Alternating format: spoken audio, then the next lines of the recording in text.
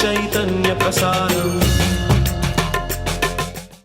నమస్కారం, మన ధర్మం కార్యక్రమానికి స్వాగతం. ఇవాల్టి మన ధర్మం కార్యక్రమంలో మన ధర్మ సందేహాలను నివృత్తి చేసేందుకు మనతో పాటు ఉన్నారు ప్రముఖ ఆధ్యాత్మికవేత్త శ్రీ గడ్డమణుగు రామకృష్ణమూర్తి గారు. గురుగారు నమస్కారం. శ్రీమాత్రే నమః. గురుగారు, మంగళవారంతో కూడినటువంటి సంకటహర చతుర్థి ఈరోజు. ఇది చాలా శుభకరమైనటువంటి రోజుగా చెప్తూ ఉంటారు. ఈ సంకటహర చతుర్థి యొక్క ప్రత్యేకత ఏమిటి? ఎటువంటి నియమాలను పాటించాలి? సంకటాలనన్నింటినీ హరించే విఘ్నేశ్వర స్వరూపమే సంకటహర వినాయక రూపం. జ్యోతిష శాస్త్రంలో ఆదివారాన్ని మంగళవారాన్ని అంత శుభప్రదంగా పరిగణించరు. అందుకే మంగళవారం నాడు కనుక సంకటహర చతుర్థి వచ్చినట్టయితే అది చాలా శుభప్రదంగా పరిగణిస్తారు. నెలలో శుక్ల చతుర్థి, బహుళ చతుర్థి, ఈ 2 రోజులు మనము తప్పకుండా వినాయక ఆరాధన చెయ్యాలి. ఎందుకంటే విఘ్నాలనన్నింటినీ తొలగించే అద్భుతమైన స్వరూపమే వినాయక స్వరూపం. కోరిన కోరికలన్నింటినీ తీర్చుకోవటం కోసం వరసిద్ధి వినాయకుడిని మీరు ఆశ్రయిస్తే, ఆ కోరిక తీరటం కోసం నువ్వు చేసే ప్రయత్నాలలో నువ్వు ఎదుర్కొనే విఘ్నాలనన్నింటినీ హరించేటువంటి సంకటహర చతుర్థి నాడు నువ్వు ఆ విఘ్నేశ్వరుణ్ణి ఉపాసన చేయగలిగితే నీ కోరికలన్నీ తప్పకుండా నెరవేరుతాయి. విఘ్నాలు కలిగించే లక్షణం కలిగిన అంగారక గ్రహం యొక్క ప్రతాపాన్ని తగ్గించి వాడిలోని సుగుణాలను నీకు వరంగా మార్చి నీ జీవితాన్ని విజయవంతంగా ముందుకు సాగించేటువంటి దోవలో నీ గమనాన్ని నిర్దేశించగలిగిన వాడే విఘ్నేశ్వరుడు. ఇవన్నీ ఎలా అవుతాయి, ఇది ఎలా సాధ్యమవుతుంది అన్న సందేహం మనకు కలుగుతుంది. గుర్తించాల్సిన విషయం ఏమిటంటే, మనకు ఆర్షవాంగ్మయంలో చెప్పబడిన ప్రతి దేవతా స్వరూపము ఒక మంత్రానికి రూపం. మంత్రాన్ని అనుష్ఠానం చేస్తూ ఆ మంత్రంలో చెప్పబడినటువంటి దేవతా స్వరూపాన్ని నువ్వు ధ్యానం చేయగలిగితే ఆయన కటాక్షం నీకు సిద్ధిస్తుంది. మరి సంకటహర చతుర్థి నాడు నువ్వు ఉపాసన చేసేటువంటి వినాయక స్వరూపం ఎలా ఉండాలి అంటే, బాలార్కారుణ కాంతి, అప్పుడే ఉదయిస్తున్న లేత సూర్యుని కాంతిలో వామే బాలాం వపన్నే కేలసత్ ఇందీవర హస్తాం గౌరాంగీ రత్నశోభాఢ్యాం దక్షే అంకుశం వరదానం వామే పాశంచ పాయసం పాత్రం నీలాంకుశ సమాన కలహ పీఠే పద్మే తిష్టన్ సంకటహరణ పాయాత్ సంకటహర పూజాత్ గజాననో నిత్యం. ఈ శ్లోకాన్ని ధ్యానం చెయ్యాలి. దీనిలో ఆయన స్వరూపాన్ని చెబుతూ ఉన్నాడు. అప్పుడే ఉదయిస్తున్న సూర్యుని కాంతితో తిష్ఠే పద్మాక్షే పీఠన్, ఎర్రని పద్మంలో కూర్చొని వామే బాలాం, ఎడమ తొడ మీద తన శక్తిని ప్రతిష్ఠింపజేసుకుని, ఆమె ఎలా ఉంది, పచ్చని శరీరంతో కాంతులు ప్రసరింపజేస్తూ నీలి కలువ పువ్వును ధరించి ఉంది. ఈ స్వామి పాశాన్ని, అంకుశాన్ని, పాయస పాత్రను, అభయహస్తాన్ని ధరించి మనకు దర్శనమిస్తూ ఉన్నాడు. ఇలాంటి రూపాన్ని నువ్వు ధ్యానం చేస్తూ సంకటహర చతుర్థి నాడు అద్భుతమైనటువంటి గణేష పూజ ఎలా చేయాలో చాలాసార్లు మనం ఈ కార్యక్రమంలో వివరించి ఉన్నాం. దాన్ని చెయ్యగలిగితే ఉదయం స్నానం చేసి పూజ చేసి మళ్ళీ సాయంత్రం దేవాలయానికి వెళ్ళి ప్రదక్షిణ చేసి ఆయనను ఆరాధించగలిగితే నీవు కోరిన కోరికలన్నీ విఘ్నములు ఎదురైనా వాటిని దాటుకుంటూ నువ్వు నెరవేర్చుకోగలుగుతావు. కాబట్టి మంత్రాన్ని దేవతా స్వరూపానికి నిదర్శనంగా నీకు తెలియజేస్తూ దానిని ధ్యానించటం వల్ల నీకు వచ్చేటువంటి విఘ్నాలనన్నింటినీ తొలగింపజేసుకుంటూ నీవు విజయవంతమైన జీవనాన్ని గడపటానికి అవసరమైన విజ్ఞానాన్ని అందించిందే ఆర్షవాంగ్మయం. దాన్ని ఆధారంగా చేసుకుని జీవితాన్ని గడుపుదాం, వచ్చేటువంటి సమస్యలన్నింటినీ పరిష్కరించుకుందాం. గురుగారు, ప్రళయ కాలంలో మహాదేవుడు మహాలయ విన్యాసం చేస్తాడని అంటారు. ప్రళయం అంటే ఏమిటి? ఈ ప్రళయం ఎన్ని రకాలుగా ఉంటుంది? ఎలా విశ్లేషించుకోవాలి? ప్రళయం 3 రకాలైన ప్రళయాలు అని తెలియజేస్తుంది. అది నిత్య ప్రళయము, ఆత్యంతిక ప్రళయము, మహాప్రళయం. మనం రోజంతా పనిచేసి రాత్రికి విశ్రమిస్తాం. అప్పుడు నిద్ర పట్టకపోతే అది అనారోగ్యానికి చిహ్నం. నిద్రలో ఇంద్రియాలన్నీ మనస్సు ఆత్మలో విలీనమై నీకు ఒక అలౌకికమైన ఆనందం కలుగుతుంది. అలాంటి అద్భుతమైన ఆనందాన్ని నీకు అందించింది నీ నిద్ర. తమోగుణం ద్వారా నీవు అలాంటి స్థితికి వెళ్ళి అద్భుతమైన ఆనందాన్ని అందుకోగలిగావు. అంటే నిత్య ప్రళయం ద్వారా నీకు కలిగేది అద్భుతమైన ఆనందం. మరి ఏ రోజుకు ఆ రోజు నీవు నిద్రపోతూ మేలుకుంటూ నీ కార్యక్రమాలన్నీ నిర్వర్తించుకుంటూ నిత్య ప్రళయం ద్వారా ఆనందాన్ని అందుకుంటున్నావు. అంతకాలం ఇది సాగాలి. జీవుడి యొక్క లక్ష్యం ఏమిటి? మానవ జన్మ అర్థం ఏమిటి? మా అంటే వద్దు, నవ అంటే కొత్త, జన్మ అంటే పుట్టుక. మళ్ళీ పుట్టుక లేకుండా చేసుకోవలసినటువంటి లక్ష్యము, కర్తవ్యము ప్రతి మానవుడిది.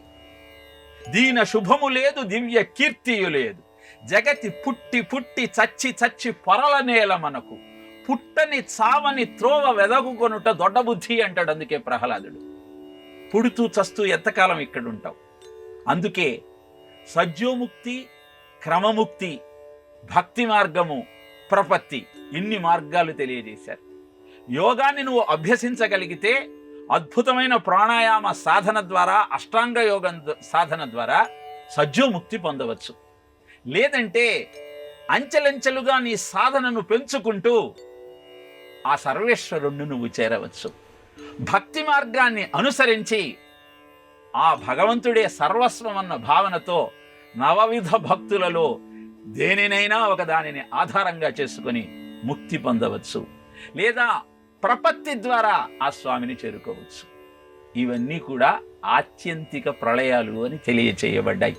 అంటే జీవుడు సాధన ద్వారా పరమాత్ముణ్ణి చేరుకోవటం ఆత్యంతిక ప్రళయం. ఎన్ని సార్లు చెప్పినా, ఎన్ని జన్మలిచ్చినా జీవుడి యొక్క ఆలోచన విధానంలో మార్పు లేదు. ఆసురీం యోని మాపన్నాహ మూఢా జన్మని జన్మని మాం అప్రాప్యైవ కౌంతేయ తతో యాతి అధమాం గతిం. అనేకమైన ఆసురీ యోనులలో ప్రవేశిస్తూ మళ్ళీ పుడుతూ జీవిత లక్ష్యాన్ని గమనించకుండా జీవితాన్ని గడుపుతున్న వారందరికీ నువ్వు భగవంతుడి దగ్గర వెళ్ళలేకపోతే భగవంతుడే నీ దగ్గరికి రావాలి కదా. అంతా ఆయన సంతానమే కదా. మమైవాంశో జీవలోకే జీవభూత సనాతన మనశ్రేష్టానింద్రియాణి ప్రకృతి స్థాని కర్షతి అని భగవద్గీతలో స్వామి చెప్పి ఉన్నాడు కదా. ఆయన అంశలైనటువంటి జీవులంతా మళ్ళీ ఆయన దగ్గరకు వచ్చే ప్రయత్నం చెయ్యకపోతే ఆయనే మహాప్రళయం ద్వారా వాళ్ళందరినీ తనలో కలుపుకుంటాడు. ఇదే మహాప్రళయం అని చెప్పబడుతుంది.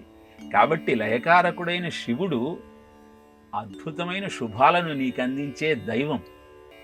ఆయనను అర్చిస్తూ నిత్య ప్రళయాన్ని ఆత్యంతిక ప్రళయంగా మార్చుకుంటూ ఆయనను చేరుకునే ప్రయత్నం చేయమని చెప్పటమే ఈ 3 ప్రళయాల యొక్క ప్రస్తావన చేయటం. తెలుసుకుందాం. అద్భుతమైన శివభక్తితో జీవితాన్ని సుసంపన్నం చేసుకునే ప్రయత్నం చేద్దాం. గురుగారు, తీర్థయాత్రలు చేసేటప్పుడు అలాగే పుణ్యక్షేత్రాల సందర్శనం చేసేటప్పుడు నిర్దిష్టంగా కొన్ని నియమాలు పాటించాలని మన సంప్రదాయం చెబుతుంది కదా. ఏంటా ఆ నియమాలు? తీర్థయాత్ర అనేది ప్రతి సాధకుడు తప్పనిసరిగా చేయాల్సినటువంటి కర్తవ్యం.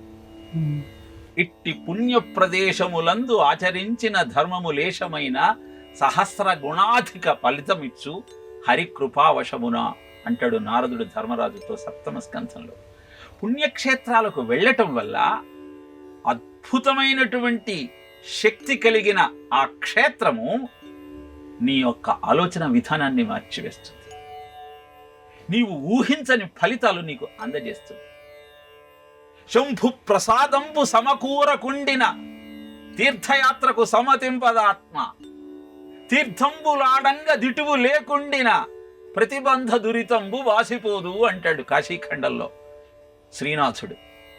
నీకు ఆ శివానుగ్రహం లేందే తీర్థయాత్ర చేయాలన్న ఆలోచనే రాదు. తీర్థయాత్ర చేయకపోతే తీర్థయాత్ర ద్వారా నువ్వు అందుకోవటానికి సంసిద్ధంగా ఉన్నటువంటి నీ జీవనము నీవు చేసిన పాపాలు అడ్డంగా నిలబడటం వల్ల ఆ లక్ష్యం నెరవేరదు. మరి ఈ ప్రతిబంధ దురితంబు అంటే ఏ పాపమైతే తీర్థయాత్రకు వెళ్లకుండా నిన్ను అడ్డుకుంటుందో అది ఎలా పోవాలి? తీర్థయాత్రకు పోతే పోవాలి.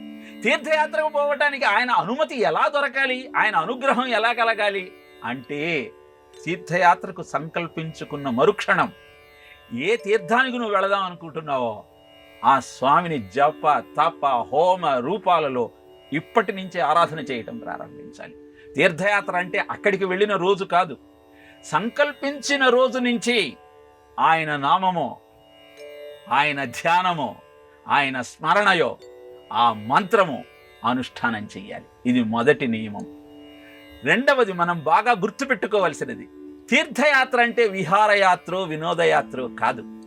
నీ జీవితం యొక్క పాపమును పోగొట్టి నీకు భగవత్ కృపను అందించే అద్భుతమైనటువంటి కార్యక్రమం.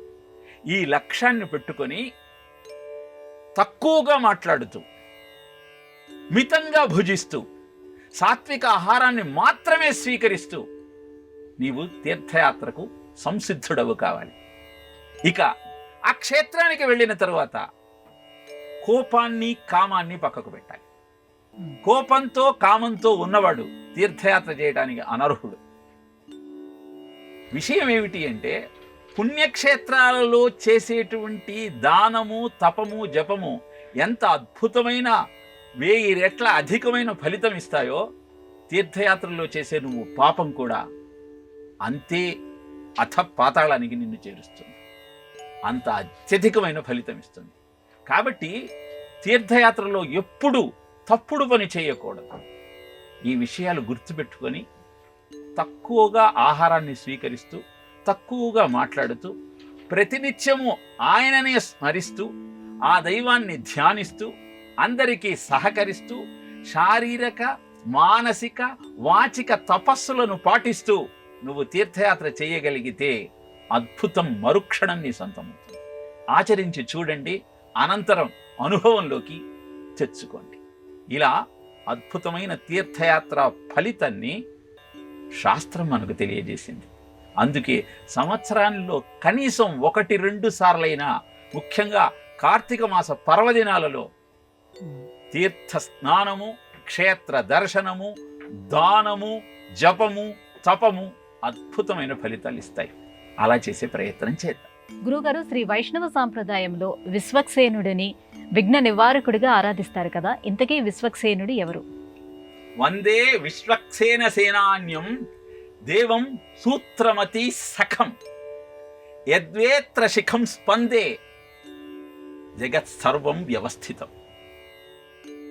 ఆ విశ్వక్సేనుడి చేతిలో ఉన్న బెత్తము యొక్క స్పందనే సకల చరాచర సృష్టిని వ్యవస్థితంగా ఉంచుతుంది అని వైష్ణవ ఆగమం తెలియజేస్తూ ఉంది.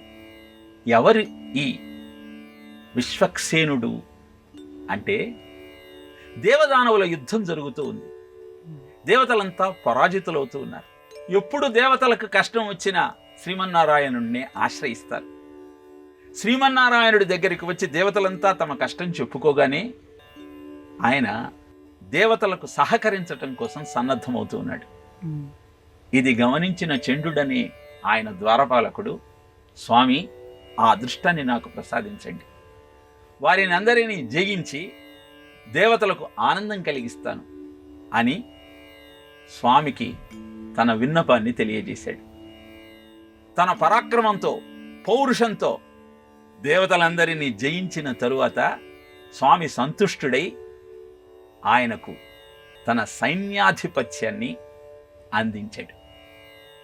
అంతేకాకుండా దేవతలందరినీ మొట్టమొదట ఈయనను మీరు పూజిస్తే మీ విఘ్నాలన్నీ అంతమవుతాయి, మీ కోరిక నెరవేరుతుంది అని తనకు సమర్పించే ప్రసాదంలో 4వ వంతు ఆ విశ్వక్సేనుడికి అందజేయమని నిబంధన పెట్టాడు. ఇలా విశ్వక్సేన పూజ తరువాతనే వైష్ణవాగమనంలో ఏ ప్రయత్నమైనా చేస్తారు, ఏ పూజ అయినా చేస్తారు. బ్రహ్మోత్సవాల సమయంలో కూడా మొదట విశ్వక్సేనుడు మాడవీధులలో సంచరించిన తరువాత అంతా సక్రమంగా ఉందని నిశ్చయించుకొని స్వామిని ఊరేగింపు యాత్రకు తీసుకువస్తారు. తిరుమల దేవాలయంలో కూడా స్వామి మందిరం పక్కన దక్షిణాభిముఖుడై విశ్వక్సేనుడు మనకు దర్శనమిస్తాడు. అలా ప్రథమంగా ఆ విశ్వక్సేనుడిని పూజించిన తరువాతనే ఏ కార్యక్రమం అయినా మనం ప్రారంభించగలిగితే విఘ్నాలన్నీ అంతమై విజయం నీ సొంతమవుతుంది. గురుగారు, పురాణాలలో గరుడ పురాణానికి ఎంతో ప్రశస్తి ఉందని చెప్తారు. గరుడ పురాణం యొక్క ప్రాముఖ్యత ఏమిటి? కొన్ని ప్రత్యేకమైనటువంటి సందర్భాల్లో మాత్రమే గరుడ పురాణాన్ని చదువుకోవాలా? గరుడ పురాణాన్ని హిందూ విజ్ఞాన సర్వస్వం అని చెప్పవచ్చమ్మా. కానీ గరుడ పురాణం ప్రస్తావన రాగానే చాలా మంది భయపడతారు. దీన్ని ఇంట్లో ఉంచుకోవచ్చా, ఎప్పుడైనా పారాయణ చెయ్యవచ్చా అన్న సంశయం వారికి కలుగుతుంది. దానికి కారణం, ఎవరైనా శరీరాన్ని వదిలేసిన సమయంలో 4వ రోజు నుంచి 10 రోజుల పాటు గరుడ పురాణాన్ని పారాయణ చేయమన్నారు. ఆ 10 రోజులలో గరుడ పురాణంలోని 16 అధ్యాయాలు మాత్రమే పారాయణ చేస్తారు. ప్రేతకల్పంలో ఉన్న ఆ 16 అధ్యాయాలు జీవుడి యొక్క అంతిమ యాత్ర ఎలా ఉంటుందో తెలియజేస్తుంది. మరి ఆ 16 అధ్యాయాలైనా గరుడ మహాపురాణం? అదేనా హిందూ జ్ఞాన సర్వస్వం? కాదు. గరుడ పురాణంలో మొత్తం 293 అధ్యాయాలున్నాయి. దాన్ని 2 ఖండాలుగా విభజించారు, పూర్వఖండము, ఉత్తరఖండము. పూర్వఖండంలో ఆచారకాండ ఉంటుంది, ఉత్తరఖండంలో ధర్మకాండ, బ్రహ్మకాండ అని ఉంటుంది. ఆ ధర్మకాండలోని 16 అధ్యాయాలు మనము జీవుడు దేహాన్ని వదిలేసినప్పుడు పారాయణ చేసేటువంటి అధ్యాయాలు. మరి మిగతా అధ్యాయాలలో గరుడ పురాణం ఏం చెప్పింది అంటే, ఆలయాల నిర్మాణం, సాలగ్రామాల రహస్యం, జ్యోతిష్యం, సాముద్రికం, అద్భుతమైన ఈ విషయాలన్నీ వివరించటంతో పాటు కర్మ విపాకము అని, ఏ రోగం రావటానికి నువ్వు ఆచరించిన ఏ కర్మ కారణం, ఏ సత్కర్మ ఆచరించినట్టయితే ఈ రోగాన్ని నువ్వు పోగొట్టుకోవచ్చు, ఈ విషయాన్ని విపులంగా తెలియజేసింది గరుడ మహాపురాణం. రత్నశాస్త్రం గురించి ప్రస్తావన చేసింది. ఎందుకంటే మన యొక్క రుగ్మతలను పోగొట్టుకోవటానికి మంత్రము, మణి, ఔషధము ఈ 3 సహకరిస్తాయి. అప్పుడు ఏ రత్నాన్ని ధరించటం వల్ల నువ్వు ఎలాంటి ప్రయోజనాన్ని పొందుతావు అన్న విషయాన్ని కూలంకషంగా చర్చించింది గరుడ మహాపురాణం. అంతేకాకుండా ఆడవాళ్ళు ప్రత్యేకంగా నోచే అనేక వ్రతాల గురించి, ప్రజలందరూ ఆచరించాల్సినటువంటి పూజలు, వ్రతాల గురించి గరుడ పురాణం ప్రస్తావన చేసింది. ఇవన్నీ తెలియజేస్తూ వేదాంత విజ్ఞానాన్ని ప్రసాదించింది. ఈ గరుడ పురాణాన్ని శ్రీ మహావిష్ణువు గరుత్మంతుడికి చెప్పాడు. అంటే గరుత్మంతుడు వాహనంగా చేసుకొని సంచరించేటువంటి విష్ణువు నీ ఇంటికి రావాలి అంటే గరుడ పురాణాన్ని ఇంట్లో పెట్టుకుని ప్రతినిత్యము నువ్వు పారాయణ చెయ్యాలి. అలా చేసినప్పుడు ఆ గరుడిని శక్తి, విష్ణువు యొక్క కటాక్షము నీ సొంతమవుతాయి. అందుకే గరుడ పురాణాన్ని ప్రతి వాళ్ళు ప్రతినిత్యము అభ్యాసం చేయాల్సిన ఆవశ్యకత ఉన్నది. అంతేకాని సెంటిమెంటే శాస్త్రంగా భావించి దాన్ని దూరంగా పెట్టినట్టయితే అద్భుతమైన విజ్ఞానాన్ని మనం చేజార్చుకున్న వాళ్ళం అవుతాం. కనుక తప్పకుండా గరుడ పురాణాన్ని అభ్యాసం చేసే ప్రయత్నం చేద్దాం, అధ్యయనం చేసే అలవాటు చేసుకుందాం. గురుగారు, ఆశ్రమ ధర్మాలలో వానప్రస్థం ఎంతో ప్రశస్తి కలిగిందిగా చెప్తారు. ఏమిటి దీని ప్రత్యేకత? ప్రతి జీవుడి యొక్క జీవనము 4 ఆశ్రమాలతో సమ్మిళితమవుతుంది. బ్రహ్మచర్యము, గృహస్థ ఆశ్రమము, వానప్రస్థము, సన్యాసాశ్రమం. బ్రహ్మచర్యంలో ఉన్నప్పుడు నియమాలను కఠినంగా పాటిస్తూ అధ్యయనం చెయ్యాలి. అనంతరం గృహస్థాశ్రమంలోకి ప్రవేశించి పితృ, దేవ, ఋషి, మనుష్య, భూత రుణాలన్నింటినీ తీర్చుకుంటూ మిగతా 3 ఆశ్రమాలకు ఆధారం కావాలి. మరి గృహస్థాశ్రమంలో ఉన్నప్పుడు కుటుంబాన్ని పోషించుకుంటూ నీ బాధ్యతలను నిర్వర్తించుకుంటూ నీ ఉన్నత గతి గురించి ఆలోచన చెయ్యాలి. జహా కర్మ సే భాగ్య బదలుతా శ్రమనిష్ఠా కళ్యాణి హై, త్యాగ ఔర్ తప్ కి గాథాయేं గాతీ కణికి వాణి హై, జీవన్ కా ఆదర్శ జహా పర్ పరమేశ్వర్ కా ధామ హై. భారతదేశంలో ప్రతి భారతీయుడి యొక్క అంతిమ లక్ష్యం ఏమిటి అంటే ఆ పరమాత్మను చేరుకోవటం. ఆ లక్ష్యంతో కుటుంబ బాధ్యతలను తన కొడుకుకు అప్పగించి తన సత్యశోధన కార్యక్రమాన్ని ప్రారంభించటం కోసం వస్తే భార్యతో సహా, లేకపోతే తాను ఒక్కడైనా సరే వనాలకు వెళ్ళి సాధన ప్రారంభించాలి. వానప్రస్థాశ్రమం ఎందుకు ప్రాధాన్యత కలిగింది అంటే, భూమి మీద జన్మించిన నీవు నీ జీవిత లక్ష్యాన్ని తెలుసుకోవటానికి అవసరమైన సాధన చేసేటువంటి ఆశ్రమమే వానప్రస్థ ఆశ్రమం. రఘుమహారాజు రాజ్యపాలన చేస్తూ ఒక్క వెంట్రుక తెల్లగా కాగానే రాజ్యాన్ని వదిలేసి వానప్రస్థానాన్ని స్వీకరించడానికి నిశ్చయించుకున్నాడట. అంటే ఈ విషయభోగాలలో తేలుతూ నీ జీవిత లక్ష్యాన్ని నువ్వు విస్మరిస్తే మళ్ళీ అనేక జన్మలెత్తాల్సిన ఆవశ్యకత ఏర్పడుతుంది.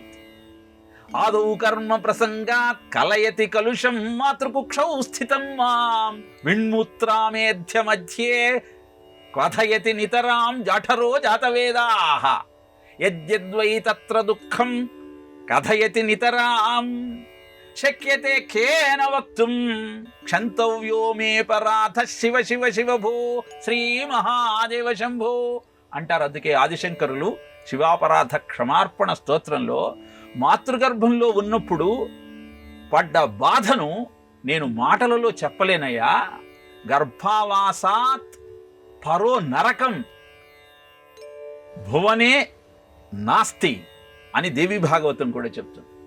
కనుక అలాంటి గర్భ ఆవాసం నుంచి బయటపడాలి అంటే వానప్రస్థ ఆశ్రమాన్ని స్వీకరించి సత్య శోధన కోసం సాధన ప్రారంభించి అనంతరం సన్యాసాశ్రమం ద్వారా నీ జీవితాన్ని ఆ పరమాత్మకు నువ్వు ప్రీతిగా చేయగలిగితే, ఆయన సాయుధ్యం పొందగలిగితే మానవ జన్మ సార్థకమవుతుంది.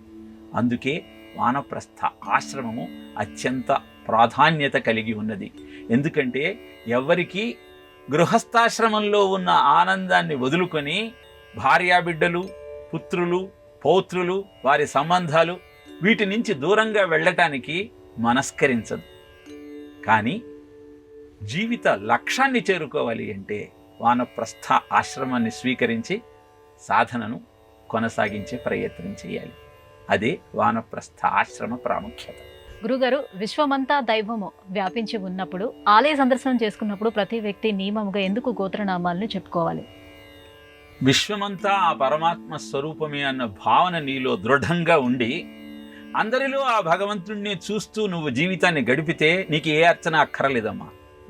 కానీ శరీరంతో శరీర భావనతో ఉన్నవాడు ప్రతినిత్యము సంకల్పం చెప్పుకొని అర్చన చెయ్యాలి.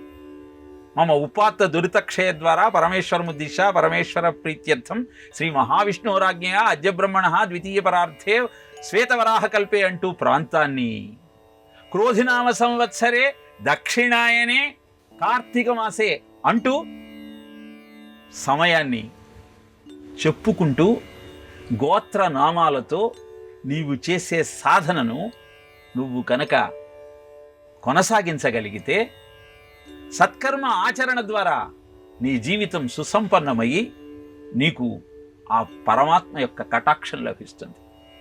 చెప్పేది అద్భుతమైన వేదాంతం, ఉన్నది మాత్రం దేహాత్మభ్రాంతి. అలాంటప్పుడు గోత్రనామాలను పక్కకు పెట్టడం, అర్చనను పూజను వదులుకోవటానికి నువ్వు చేసే కపట ఉపాయం తప్పితే నిజమైనటువంటి ఆలోచన కాదు.